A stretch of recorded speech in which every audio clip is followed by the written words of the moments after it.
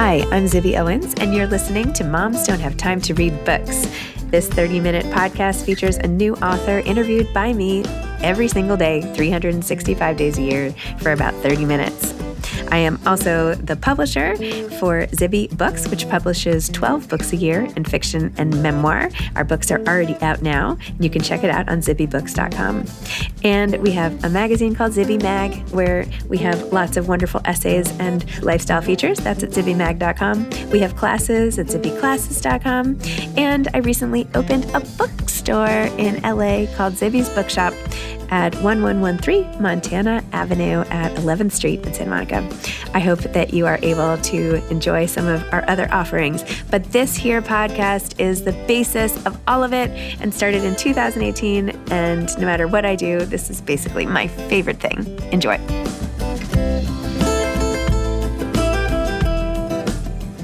Katherine Lin is the author of You Can't Stay Here Forever, a novel. Katherine is an attorney and writer based in the San Francisco Bay Area and a graduate of Northwestern University and Stanford Law School. You Can't Stay Here Forever is her debut novel. Welcome, Katherine. Thank you so much for coming on Moms Don't Have Time to Read Books to discuss You Can't Stay Here Forever, a novel. I'm so excited to be here. Thank you so much. Yay. Okay, can you start by telling listeners what your book is about?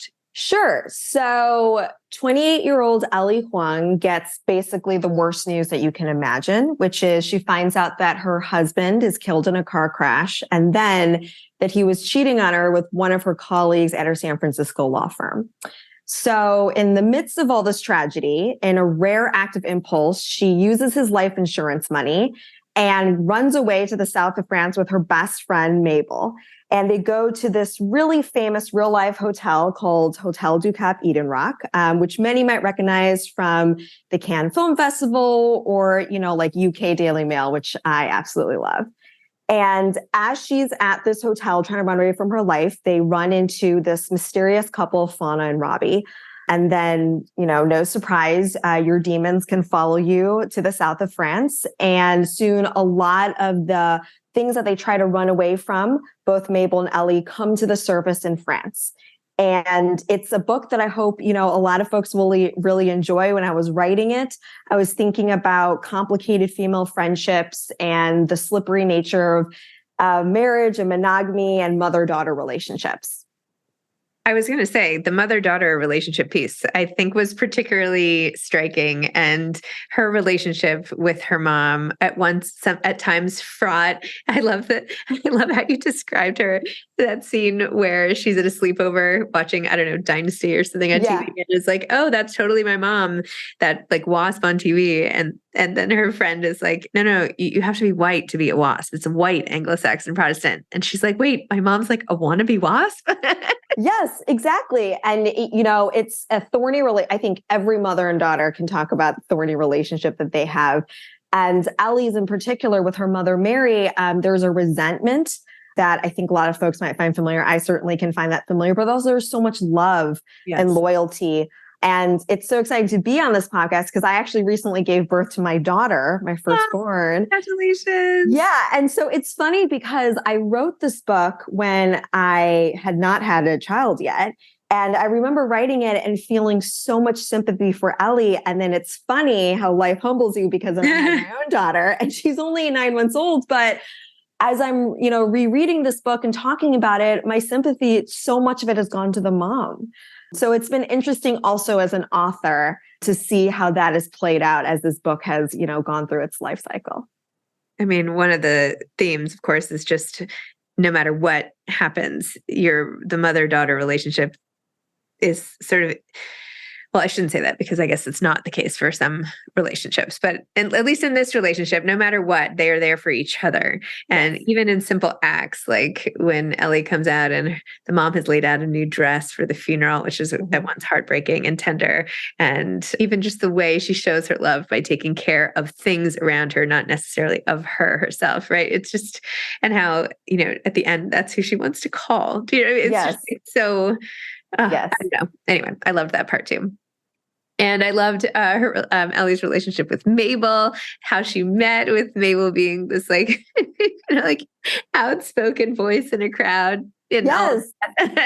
Yes, they meet freshman year of college. And I think, I find platonic relationships really fascinating, especially female friendship. For me, my best friends in my life have been just as important as my romantic relationships and just as complicated and complex. And, there's all the love and loyalty, but there's also so much jealousy and competition with really, really long-standing friends. Sometimes I think when you meet them, they're kind of frozen in time in your mind for them. And so if you're changing or they're changing, it can be a lot of growing pains for these relationships that you follow throughout a life. And so I think that's really true for Ellie and Mable. And they're such opposites attract. Ellie is very, tell me what to do. I'll follow the path that's laid out for me. And Mable is this writer that's really strident and brazen with all of her opinions and says all the things that Ellie wishes she could say.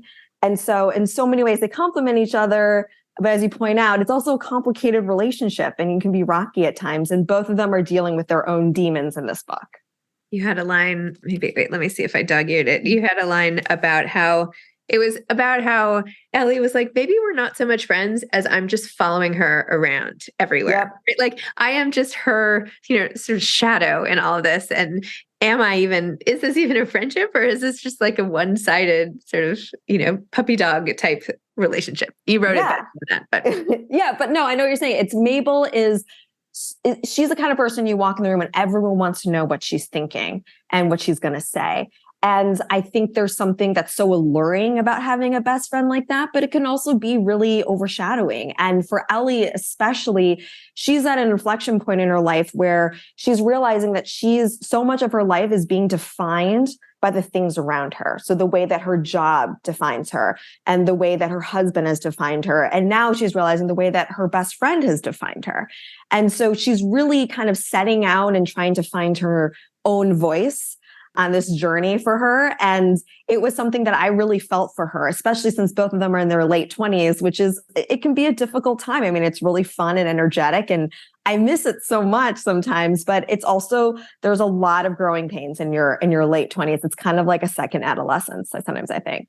So true. And you depend so much on that sort of found family when you're striking out on your own and all of that good stuff. Yeah. With I don't want to give anything away, but with one of the characters who comes up in the book, there's a moment where she talks about how in her own head, she's always happy sort of being second fiddle and she'll always take the back seat and she's sort of comfortable not being number one, but instead sort of always being the person behind the person, which I also found really interesting for someone to have that level of self-awareness and for you to have a character in the book who then has that level of self-awareness and where something like that even comes from. So I was sort of curious about the psychology of that character. Yeah, I think that this is a book. I think that the heart of it is the way that we feel about our relationship with other people. And so we've talked about Ellie and Mable, Ellie and Mom, but I think that for some people that they always feel, like you said, like second fiddle and, kind of the person always behind the scenes. But certainly for someone like Ellie, that's not the case. And in fact, that could be the source of a lot of problems too, feeling like you're the one who's being pushed along and you're going along. And something that Ellie goes through is kind of, I think, a questioning of that, because I think when you are in that place where you think, oh, I'm just second fiddle, it's also giving up some of your agency and some of your responsibility in that part of that relationship. And so I think for Ellie, it's deciding, okay, I am around people who are very, strident and really strong personalities, but is this something I'm also drawn to? And what does that say about me? Why is it that I like to fade into the background and be defined in this way? And certainly at this point in her life, is this something I need to work on? And is this something where I need to step into the spotlight as well?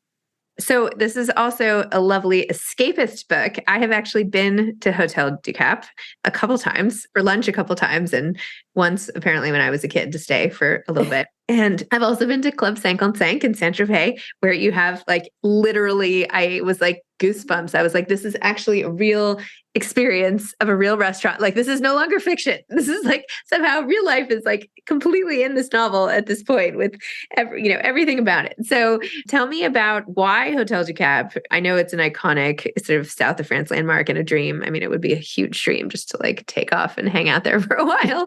But why there? Why the south of France? Why Saint-Tropez? Why the whole place? Yeah. So this, I think that as a writer, sometimes real life settings can kind of do heavy lifting. Like it's a little bit almost like cheating, because when there's such a storied place in the cultural psyche for a place like this, when you go there in the book, a lot of readers automatically know what that means. And so I knew that Ellie and Mable were going to run away, and I wanted them to run away to a place that was very fish out of water, where they would feel really uncomfortable. And Hotel du Cap was just the perfect place for that. Like yourself, I was also lucky enough to go there once for a short visit, and I've never been more intimidated in my life. Like I've never felt worse about myself, I would say, than at these places, at that restaurant, at this hotel, even just, having lunch at the hotel, because it's a place where, everyone is beautiful, and the wealth and the excessiveness of the opulence is really in your face. Yes. It's also just it's a beautiful place in the world. It's just wonderful to look at. And so Ellie and Mable, being people who are not used to this world, I wanted them to go there and to kind of view and have this sort of critical observation of everything there around them. So of course, when you run away with your best friend, who doesn't want to stay at one of the nicest resorts in the world? But of course, when you go there, as Ellie and Mable are Asian American women, they are primed to be observing everything around them and be aware of, the race, the privilege, the power, the wealth, the class, everything that's going on. And so I would say I chose it in many ways because it's so iconic and it does so much heavy lifting, but also I think it speaks to the themes of the work of the book, of trying to find yourself, trying to realize how you are defined in relation to others. So true. Well, thank you for taking us there, because that was a real joy. And it's very much of the White Lotus, ilk. I know that you wrote this, I'm sure, yes, before that even came out and everything, but it has that same sort of vibe where you're in this new place and it's so beautiful and you're with new friends, or show old friends, but sometimes people, anyway. Yeah, no, it's exactly like that. You're right. I wrote this for White Lotus, and I remember when me and my agent working on it, all of it was coming out, season 1 and then season 2. And we were like, oh my God, this is like, what a coincidence. There's so many similar vibes and themes. Yeah. But yes, it's the idea of traveling to somewhere great and then realizing, okay, I'm going to have to do a lot of work on myself too. I was wondering, actually, as I read it, if you had gone through this kind of life-changing loss that Ellie goes through in the beginning. You do take us really deep and quickly into that moment. And it was a great way to, from a literary standpoint, it's a great way to start the book, because the reader is like immediately hooked. And then we are so invested, we have no choice but to like follow along and see what happens. Yes. But when I was reading it, I was wondering, had something like that happened to you? Or if not, did you model it on a friend or something you'd seen, or what? Yeah. So this story actually came to me when I was doing this really long commute. I'm also a lawyer. So I was doing this really long commute, and I always knew that I wanted to write something in the wake of tragedy and loss. And so much of even the first paragraph in the first chapter, it was something I knew kind of on this commute, how I wanted to start the story. And during this time, I was actually reading a lot of the Modern Love column in the New York Times, which I'm a huge fan of. And there was no particular column or story that spoke to me, but I remember, I was just drawn to so many of these stories about redefining your relationship with yourself after loss. It doesn't have to be death, but any sort of loss and change. And at the same time in my own life, even though I wasn't going through specifically anything as bad as what Ellie is going through in this book, I was also in my late 20s. I was also asking a lot of these similar questions. And in particular, her relationship with her job was something that I really understood. I went to law school right after undergrad, and I did a lot of, not exactly the same things she did, but a lot of those similar career choices. And I remember thinking, so much of my late 20s was, is this something that really made me happy? Or is this something that I felt that I had to do? And I'm not really sure if this is something in my own free volition, like I would do myself. And so, I still actually really do love the law. I do enjoy it. I don't think I hate it as much as Ellie does, but I will say this undercurrent of asking yourself these big existential questions was something that I really related to. And I knew the story would be one about loss and tragedy and finding yourself through the kind of the tail end of something that's very, very difficult. But not something that you had experienced. No, not something. I'm very lucky that I have not experienced something like that. And when I was reading this book, I really did try to seek out a lot of when I was writing that, a lot of the stories and accounts of people who have gone through something really similar. Yeah. Amazing. I am like a junkie for stories of loss. And, I feel like I've read so many books and watched so many movies. And I don't know, I think having gone through loss in different ways myself, like there's something about reading closely how someone gets through something you think is unimaginable. So I appreciated that in your story. And I feel like I have a wealth of comp. Yes. And what's so hard about this is this book is really only follows Ellie for like a few weeks after this horrible thing happens. And grief is something that you deal with for a lifetime. And so when I was writing this, I was also really cognizant of the fact of, okay, we're following these weeks afterwards, but also this is something she's going to have to deal with her whole life. I mean, grief doesn't really, just end cleanly and neatly as much as some people may want it to. And so this is also something I feel like, because as I write, these people are so real to me. They're like my real friends. And so I always think about Ellie and think, okay, how is she doing? Because, okay, we saw her for a few weeks, but, a few years later, how is she doing with something like this? So it is very, I think, difficult to write about tragedy and loss, but it's also something that's so universal and that we all deal with. Totally. Is this going to be a movie? A TV show, something? Has it been? It would be so exciting. No, we haven't in options, and so this is something I'm hoping it'd be so cool. I mean, every writer says that, right? They would love to see something up on the screen, so that would be super exciting if it would be. And I always say like it would be a great excuse. Me and my agent joke like to have to go to the hotel to do some research. You know what I mean? Like what a great excuse to have to go and do a little research for the movie or TV that would show. be a fabulous filming experience for sure. Yeah. Exactly. I feel like in the movie version, or like, in the movie version, I would want to see even more scenes with, well, I don't want to like, with how the, infidelity. Yes. Like, I want to see more of that. I want to like, now I'm really curious about her husband and what he was thinking and feeling. Cause I know we get a glimpse later. Yes. From a different, but I don't know. I was left wanting more from all the characters characters. Yeah. Yeah. It's interesting when I write, some people have asked me, who do you relate to? And I know this is like not the most satisfying answer, but I actually feel like I relate to all my characters and I love them all. And so Ian, the husband, who does something, yeah, but he does something so like, okay, he cheated on her for her marriage. And that's something that's so horrible. But it's, as I was writing, because I love all my characters and I love him, I also had this moment where I was like, gosh, I almost want to write things from his point of view and explain why he did what he did and what does it mean. And I think for me, the way that Ian has come to me is he is a man who, is very charming and people love him and he's the life of the party, but it can be really difficult if you're also insecure about certain parts of your identity. And for him, it was, the way that he was doing at school. And was he as smart as Ellie? And was he as, book smart as the people around him? And so I had the same gut reaction, was like, I wanted to know, more about him and have that come out. But ultimately it's a story about Ellie. So no, I know. Yeah. Yeah, I know exactly what you're saying. Yeah. Are you working on anything new now? Yes, I am working on hopefully my second book. I'm hoping it'll have likes. It's so early, so it's always kind of difficult to know. And I know I've heard some writers say, sometimes I feel like I'm writing the same book over and over. And as I'm working on my second book, I definitely understand that, because even though it's not the same characters and it's not a sequel or anything like that, I'm realizing as I'm writing, wow, so many of these same themes, like, marriage and monogamy and the relationship you have with your parents and complicated friendships, all of that is kind of coming to a head again in this second book with completely different characters. And so it's been a really exciting time, and I'm in the middle, and it's always hard to tell. So I want to say it's going to be my second book, but who knows? I hope so.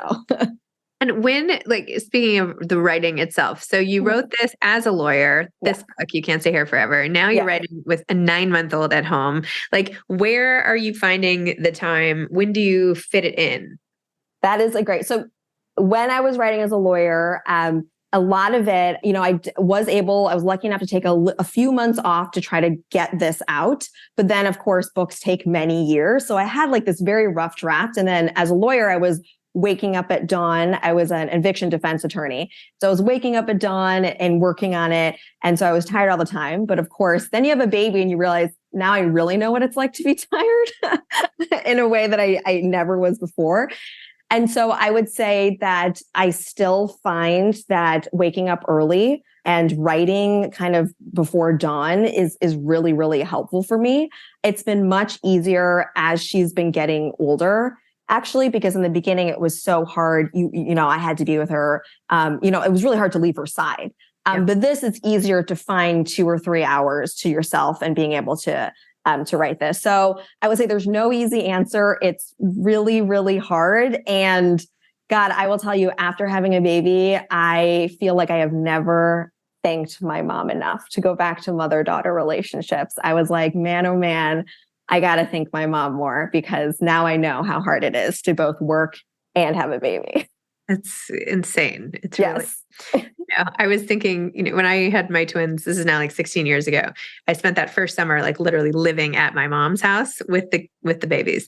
And I was driving around. I'm here in Los Angeles now. I have a bookstore here. And so I've been spending time here, and I was driving around yesterday and I was thinking, wow, I wonder what it would have been like if I had my twins out here and with no family around, except, my brother's out here, but without her there. Anyway, it made me want to like call her and say thank you. Oh yeah. I was very lucky. My mom and dad live in Chicago, but they came like 2 days after I gave birth, and my mom stayed here for a few weeks, and it was the greatest thing. Exactly. Like you really, because you also need help. It's helping the baby, but also just your own self and your recovery and getting to rest and sleep and everything. So I was really lucky that my mom was able to come here for a few weeks. And now I'm like always begging her to move out to California. I'm in Northern California, and she's still in Chicago. And so I'm still like, please move out here, because I know it's like, I want to see her more, but then it's also the reasons of like, oh my God, when she's around, it is so much help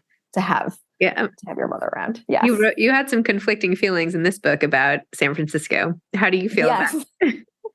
It's hard. I moved out here from Chicago, not San Francisco, but I moved out here for law school in Northern California in 2011. And now, it has changed so much with tech. And for people who are even, like I'm still a transplant, for people who've been being here longer, that rings even more true. And so I think that there's so many wonderful things about San Francisco, and I love the city. I am like, will die on that hill. I love San Francisco City. I think it's one of the best cities in the world. But as the book talks about, it has changed so much. And with tech, and I think a lot of what I used to do as an eviction defense attorney with housing, it has been, a major issue for San Francisco. And so I still love it. I think it's like one of the greatest cities. I love California. I don't think I'm ever moving back to Chicago. I'm too used to the weather now. I was like, my parents, I'm like, I've gotten soft. I can't go back to the winters. But I think it is a really interesting place to set your book and to talk about the themes of, class and privilege and power. It is both in San Francisco and at Hotel du Cap, I would say. Yeah. Yes. Mm-hmm. Both places that it would be lovely to visit. Exactly. We do these Zibby retreats sometimes, or retreats from Zibby Media. And now I'm thinking we should try to do one at Hotel du Cap. How amazing would that be if we got... that would be amazing. I can't even imagine. So, that sounds... What if we tried to do like a really small thing, like next summer or something, where it's like even just like 10 or 20 people, and we market it, and you go, and maybe like another author who has a book in France, or... Oh my God, that would be amazing. And it's also, I'm sure you already know this, but it's like, it has such a storied history with writers, because F. Scott Fitzgerald went there, and Tender is the Night is I think based off of it. I think Hemingway maybe also, I could be wrong on that, maybe also went, but it is it has been around in, kind of just the writing world for such a long time. It's so expensive though. We would have to find maybe promotion, something. Yeah, exactly. Maybe just let us do it. Yeah. I don't know. Ask Hotel du Cap, please. Let us know. I'm not even kidding. Listen, that would be a dream come true. And I can't even imagine. I mean, it is such a gorgeous, a beautiful place, and the service, and everyone was just fantastic and unbelievably nice there too. Maybe there's some way. Maybe yes. Interested in US book lovers or something. Yeah, exactly. Do you have any advice for aspiring authors? Oh, that is a great question. Gosh, I have seen so much. I will say that if you really want to do it, you have to learn how to deal with rejection. It is like my number one advice, because it is the one universal constant thing that will happen. And no matter where you are in your career, you're going to get rejection. And it is so difficult. And I wish I could say, and this is how you deal with it, and this is the step, and then you'll be totally fine. But it really is such a journey, and it's so different for so many people. But I would say, yes, learning how to deal with rejection. And then I would say, it takes so much grit.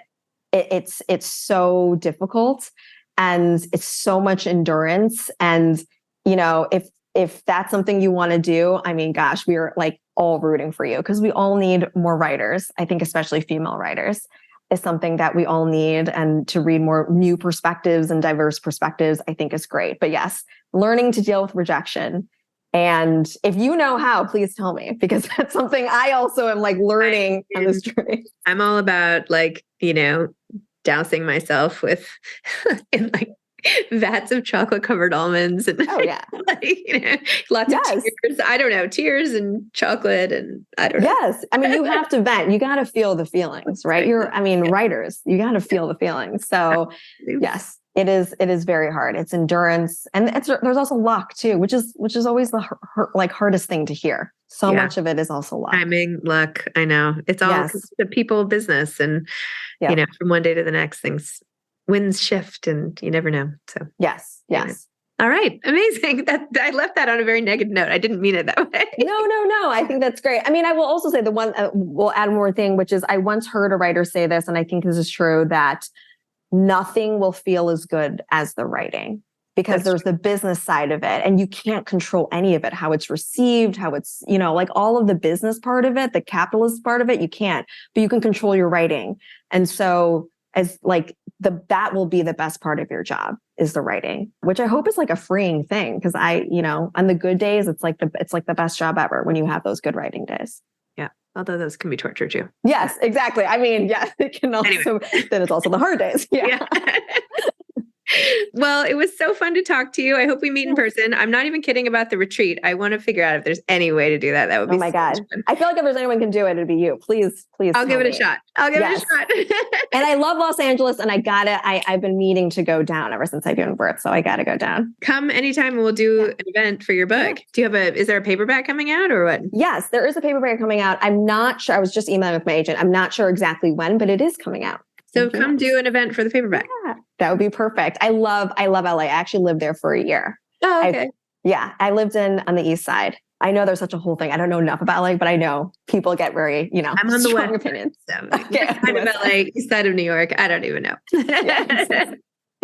Okay. All right. Well, thanks so much. And this was really fun. Thank you. All right. Bye.